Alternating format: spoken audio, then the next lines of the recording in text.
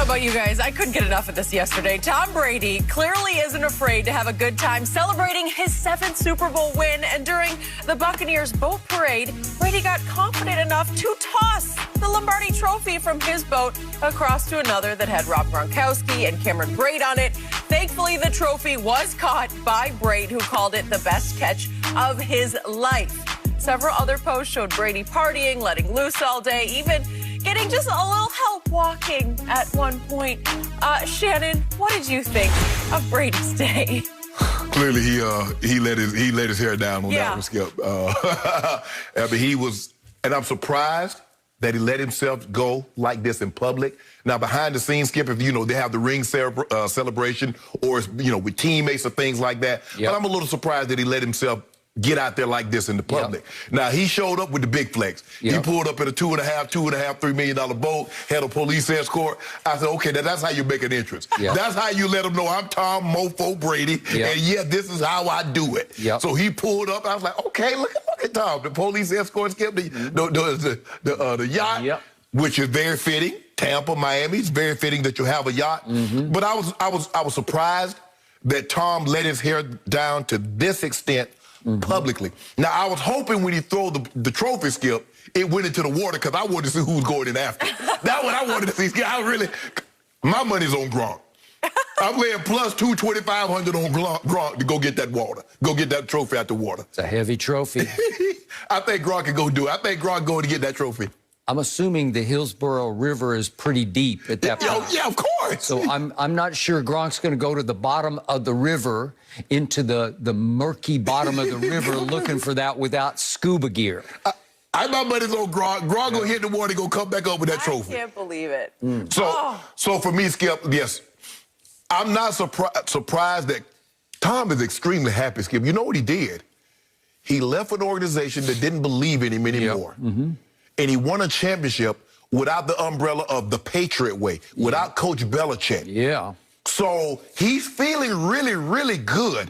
I don't know how many people thought he was going to feel this good publicly, because he's been the cliche, golly gee whiz, Tom, guys, you know what, hey, had a great time in New England. I still have a lot of friends there. I'm very fond of the people in New England.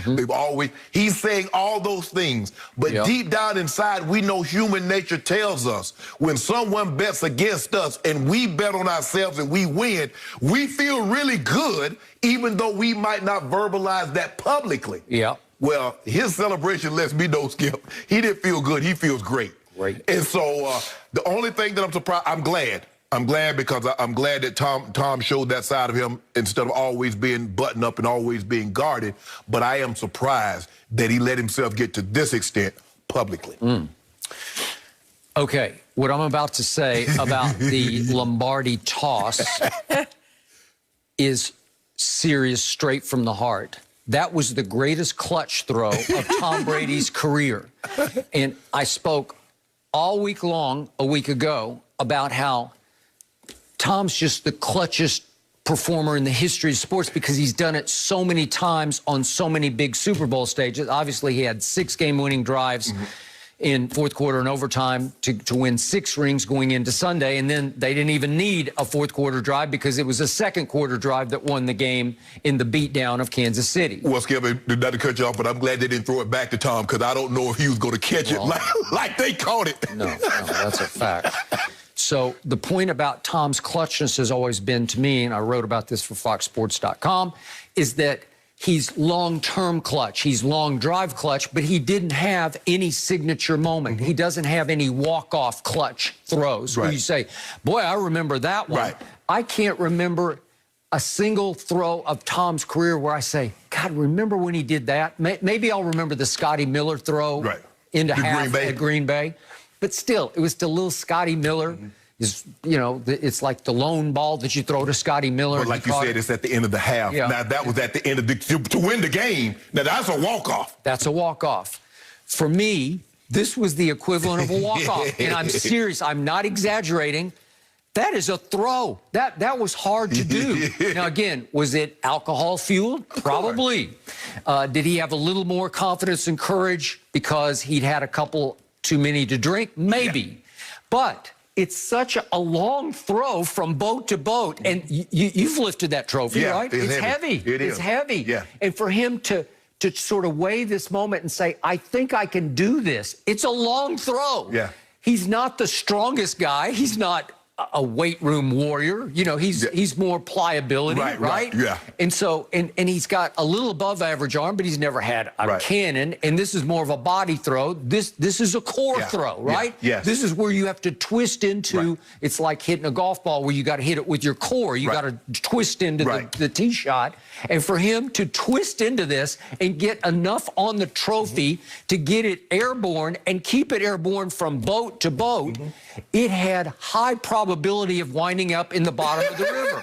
Because it's one thing to throw it that far, it's yet another thing to get it deep enough into the other boat that they don't drop it in the river. Because if you just get it to the edge, they're going to fumble it into the river. That trophy probably weighs about 7, 8 pounds, I'm thinking. Okay, I'm going to guess more than that. Yeah, well, it's heavy, Skip, and the edge is kind of sharp on the bottom. You know, anything with the bottom, it's hard to catch. Yeah, so I'm surprised. Look, if Gronk had thrown his Skip, it would not have surprised me if Gronk would have done anything. If Gronk would have just tucked it and thrown it in the water, I wouldn't have been surprised, considering he used it as a bat. I got it. At Fenway. But Brady to do that. Okay, and he gets it up high enough and deep enough that it's like a Hail Mary, like the one he threw to Gronk that Gronk couldn't come down with in the second Philly Super Bowl.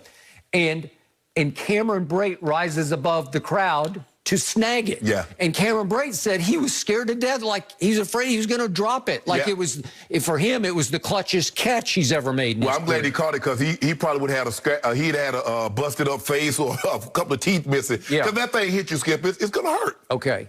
Now, to the second half of this. We obviously saw him, the whole video of him stumbling home. Okay. I scanned the Drunk Brady Twitter thread that was all day long, all afternoon long. It sounds like Jenny was all over it also. And couldn't look away. It was the first time ever that I saw comment after comment after comment from Brady haters saying, I can't help but love this. I think that was the most endearing moment of this guy's, what are we up to, 20-year career as a starter, 21 years as a player. Yeah. Because most people can't stand him because he's just too boringly good. He just keeps on keeping on, but he's not Mahomes. There's no looks, there's no behind the backs, there's no left-handed pass. You know why they love this, Skip? Yeah. Because for the first time, he made himself human. He made himself incredibly vulnerable and human and relatable. Tom Brady was actually relatable yesterday. Everybody said the exact same thing, but if I wasn't that bad, I'm getting towed up. Okay, well, he was. And he needs assistance on both sides to get to the car. To stand up. Right? to get free. And to your point, I believe it was the happiest football day of his life. I believe so, I mean, obviously, Sunday night was a big deal, but this is where you've had time to let it sink in. Right. You've sort of slept for a while so that you're back to normal. Yeah, well, he ain't I don't know. Well, he had to sleep one of the nights, maybe last. No. He slept last night. He probably hung over this morning. Okay. But he ain't sleep Sunday night, Skip. Not Sunday night, but maybe Monday or Tuesday. But my point is, now it's sunk in. Right. Now he sits back and says, God, look what I just did. Right. I stuck it to that guy who stuck it to me in New England.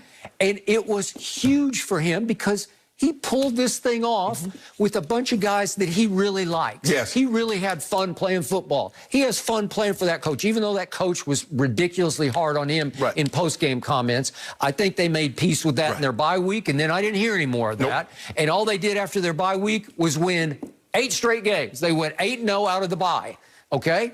And he pulled off something with a 7-9 team in a pandemic with no preseason. That's what he's...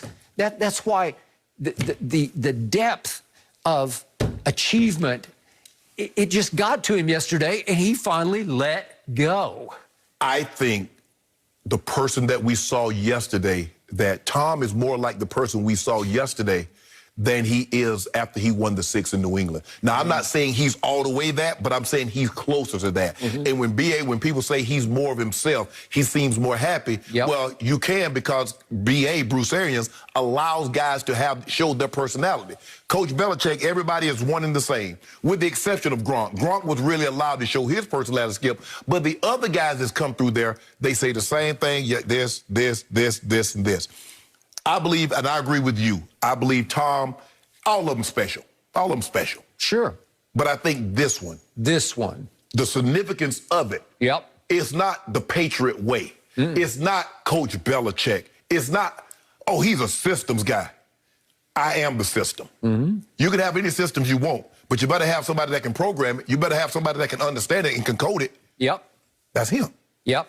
So in the previous 6 celebrations, the parade celebrations in Boston, Brady wasn't front and center. He just waves, hey guys. There's nothing going on, nothing to say. He's not throwing Lombardi trophies from duck boat to duck boat in downtown And that's what happens, Skip. You see, there's a difference when it's 80 and sunny and you're on the water as opposed to 20 and snow on the ground in Boston. Very good point, which he's well aware of. He and his family, according to all the reports, they love it there. And they say, I ain't never going back. I mean, here we are in February, and they're all out there in shorts and T-shirts. That's pretty cool. I'll go back when, when they put me in the Ring of Honor, they retire my jersey, and they put me stuff like that, to the reunions. He's going to be going to a reunion every year, because they're about to have, Skip, when they start having the 5 and 10 and 15, 20-year reunion, Tom is going to be going to a reunion like, damn, I just saw you guys last year. Yeah, we're going to see you again. So the shock to me was Tom Brady won Super Bowl MVP, and then he won Parade Day MVP. He